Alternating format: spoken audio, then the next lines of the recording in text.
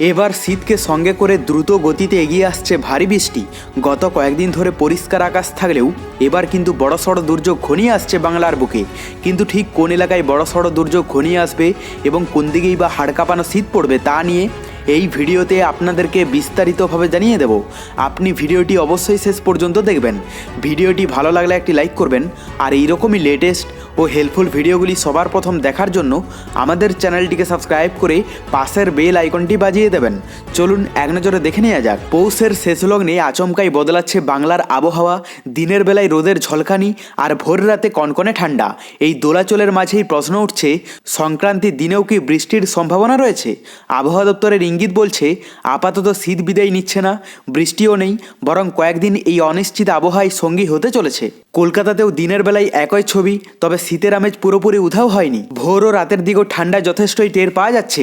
ব্যতিক্রম নয় জঙ্গলমহলেও পুরুলিয়া জেলায় এখনও শীতের দাপট বজায় রয়েছে। অন্যদিকে উত্তরবঙ্গের ছবিটা একেবারেই আলাদা। দার্জিলিং, জলপাইগুড়ি, কোচবিহার, উত্তর ও দক্ষিণ দিনাজপুরে মরশুমের অন্যতম শীতল দিন চলছে। তীব্র শীতে কাঁপছে পাহাড়, কোথাও কোথাও তুষারপাতের সম্ভাবনাও উড়িয়ে দিচ্ছেন না আবহাওয়াবিদরা। দক্ষিণবঙ্গেও ঠান্ডার সঙ্গে পাল্লা দিয়ে রয়েছে কুয়াশার দাপট। বেশ কয়েকটি জেলায় হালকা থেকে মাঝারি কুয়াশা দেখা যাবে।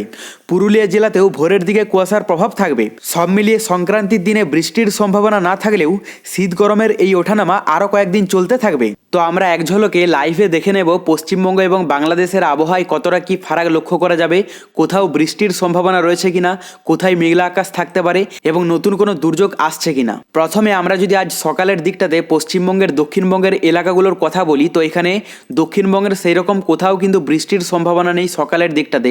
এখানে কলকাতা সহ হাওড়া, হুগলি, দুর্গাপুর, জামশেদপুর, ধানবাদ, বাঁকুড়া, বিষ্ণুপুর, এদিকে বোলপুর, মোটামুটি সমস্ত এলাকার আবহাওয়াই পরিষ্কার দেখতে পাওয়া যাচ্ছে। সেই সঙ্গে আমরা যদি উত্তরবঙ্গের আপডেটটা দেখি, তো উত্তরবঙ্গের মধ্যেও কোথাও কিন্তু দুর্যোগপূর্ণ আবহাওয়া নেই। দার্জিলিং থেকে শুরু করে এদিকে জলপাইগুড়ি, আলিপুরদুয়ার, কোচবিহার সমস্ত এলাকাগুলোর আবহাওয়া পরিষ্কারই দেখতে পাওয়া যাচ্ছে। আর বাংলাদেশের মধ্যে সমুদ্র উপকূলবর্তী এলাকা এবং ভিতরের এলাকার মধ্যে কোথাও কিন্তু চেঞ্জেস লক্ষ্য করা যাচ্ছে না।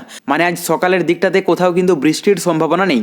দুপুরের দিকেও একই থাকবে এবং রাতের দিকেও কিন্তু নতুন কোনো পরিবর্তন দেখতে পাওয়া যাচ্ছে না। মানে আজ সকাল থেকে রাত পর্যন্ত বলাই যায় যে পশ্চিমবঙ্গ, বাংলাদেশের সমস্ত এলাকার আবহাওয়া সম্পূর্ণ পরিষ্কার থাকবে। কিন্তু আমরা যদি বঙ্গোপসাগরের আপডেটটা দেখি, তো বঙ্গোপসাগরে এই মুহূর্তে নতুন কোনো সিস্টেম নেই এবং আজ কিন্তু সম্ভাবনাও নেই কোথাও দুর্যোগের। এখানে শ্রীলঙ্কা উপকূলের কাছাকাছি এলাকাতে গত 2 দিন আগে আবহাওয়া খারাপ ছিল, তবে এই মুহূর্তে সেটিও কেটে গেছে এবং এখানে চেন্নাইয়ের পাশাপাশি এলাকাতেও নতুন কোনো দুর্যোগ দেখতে পাওয়া যাচ্ছে না। এরপর আমরা মেঘলা আকাশটা দেখে নেব যে কোথাও বৃষ্টির সম্ভাবনা না থাকলেও মেঘলা আকাশ কি থাকতে পারে।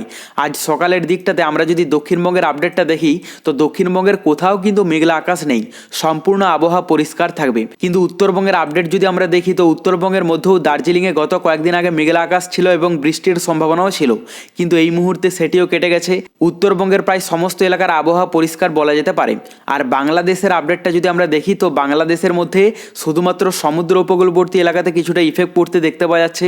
বিশেষ করে কুতুবদিয়া, কক্সবাজার, টেকনাফে হালকা মেঘলা আকাশ থাকবে এবং বাদবাকি ভিতরের এলাকার মধ্যে কোথাও সেই রকম মেঘলা আকাশ দেখতে পাওয়া যাচ্ছে না। শুধুমাত্র এখানে সুনামগঞ্জে হালকা মেঘের একটা স্পট পড়তে দেখতে পাওয়া যাচ্ছে, পাশাপাশি জামালগঞ্জে কিছুটা হালকা মেঘলা আকাশ থাকবে।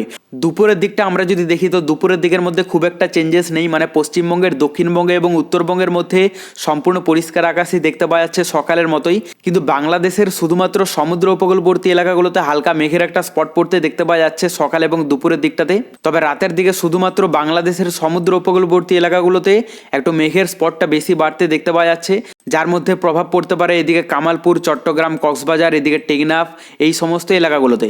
আমরা তাপমাত্রায় দেখে নেব যে নতুন কোনো চেঞ্জেস এসেছে কিনা, কারণ গত 2 দিন আগে কিছুটা তাপমাত্রা বেড়েছিল, আবারও কিন্তু তাপমাত্রা কমতে শুরু করেছে। তাহলে কতটা কি চেঞ্জেস এসেছে, তো আমরা প্রথমে যদি দক্ষিণবঙ্গের আপডেটটা দেখি, এখানে দক্ষিণবঙ্গের মধ্যে কলকাতাতে 24 ডিগ্রিতে চলে যাবে, হুগলিতে 23, বর্ধমানে 23, বাঁকুড়ায় 24, পুরুলিয়ায় 23, ধানবাদে 24, আসানসোলে 24, বোলপুরে 24, তো মোটামুটি 23-24 ডিগ্রির মধ্যেই দেখতে পাওয়া যাচ্ছে অধিকাংশ এলাকার তাপমাত্রা। আর আমরা যদি উত্তরবঙ্গের আপডেটটা দেখি, তো উত্তরবঙ্গের মধ্যে দার্জিলিংয়ে 17 ডিগ্রিতে থাকবে, কালিম্পংয়ে 19, কার্শিয়ংয়ে 18, আর এদিকে আলিপুরদুয়ার, কোচবিহার, জলপাইগুড়িতে কিন্তু 23-24 ডিগ্রির মধ্যে দেখতে পাওয়া যাচ্ছে। বাংলাদেশের মধ্যে সমুদ্র উপকূলবর্তী এলাকাগুলোতে মোটামুটি 23 থেকে 25 ডিগ্রির মধ্যে থাকবে। চট্টগ্রামে 25, কুতুবদিয়ায় 22, কক্সবাজারে 23, আর ভিতরের এলাকার মধ্যে অধিকাংশ এলাকার তাপমাত্রা থাকতে পারে মোটামুটি 23 থেকে 24-25 ডিগ্রির মধ্যে। তবে ঢাকাতে 26, কুমিল্লায় 26, আর এদিকে ময়মনসিংহে 25 ডিগ্রি দেখতে পাওয়া যাচ্ছে। রাতের দিকে আমরা তাপমাত্রাটা দেখে নেব, কারণ বেশি চেঞ্জেস রাতের দিকেই লক্ষ্য করা যাচ্ছে। তো এখানে কলকাতাতে 16 ডিগ্রিতে নেমে যাবে, হুগলিতে 14, তার পাশাপাশি আরামবাগে 12, চন্দ্রকোনায় 12, কতুলপুরে 14, বিষ্ণুপুরে 13, পুরুলিয়ায় 11, দুর্গাপুরে 14। তো মোটামুটি 11 থেকে 13-14 ডিগ্রির মধ্যে থাকবে বেশিরভাগ এলাকার তাপমাত্রা। তবে কলকাতাতে একটু বেশি থাকবে 16 ডিগ্রি, যেটা গত কয়েকদিন ধরেই আছে।